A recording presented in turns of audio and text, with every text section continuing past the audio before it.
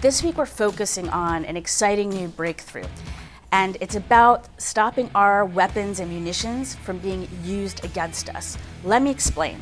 Right now, around the world, in battlefields or war zones all around the world, vessels, training areas, bases, we have munitions, right? These are key, very important for our war fighters. It keeps them lethal and it also keeps them safe, right? It's a way to defend themselves. Now, what do I mean by munitions? Let's back that up a bit. Munitions can be anything from bullets to bombs to missiles, warheads on missiles, huge range of things, right? But how could they be used against us? Well, they can be a threat both downrange and on a vessel, on a fighter jet, on a vehicle. Let me give you an example. Just recently in September in Ukraine, there's a weapons depot, an ammo depot, and there was a huge explosion and fire, so much that 37,000 people had to be evacuated. Now, they suggested this was sabotage. They suggested it was Russia. So this is a tactic that's still being used today. So that's one way that our munitions can be used against us. Another way, of course, is a stray bullet, stray shrapnel hitting something. Think about a vehicle traveling through a war zone. That vehicle, we know that the fuel could ignite, right? We understand that could be flammable, but they're also carrying all these munitions that they need to conduct war.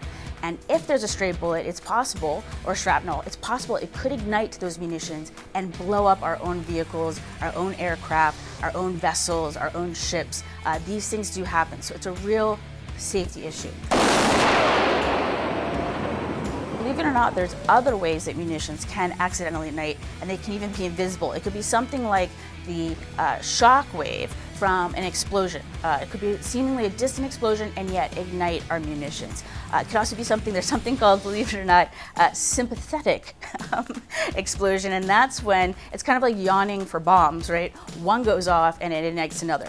Another one could be extreme heat, exposure to heat. There's lots and lots of ways. It could be a physical jostling. There's lots of ways that our munitions could explode and take lives. So what can we do about it? It's been very frustrating. There's been methods to try to reduce the risk, but here's the exciting news. Orbital ATK has been able to now master creating insensitive munitions.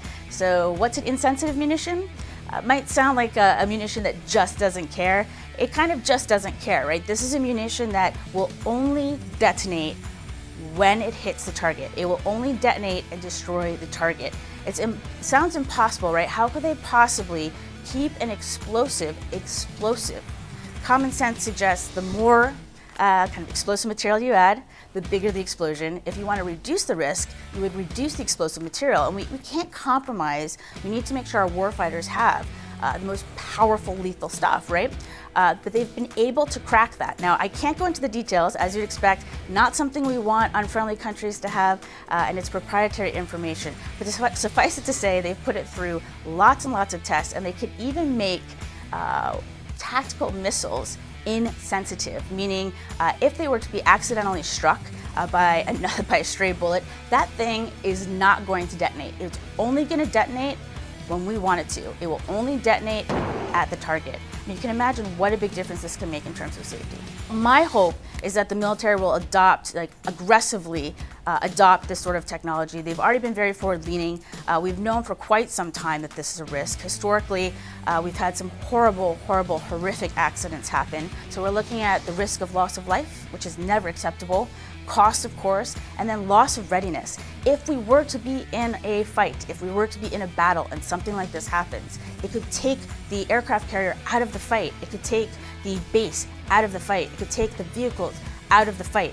And we don't want that to happen. We need everyone to be in the fight and be as safe as possible while being as lethal as possible. And that's what's so exciting about these new insensitive munitions.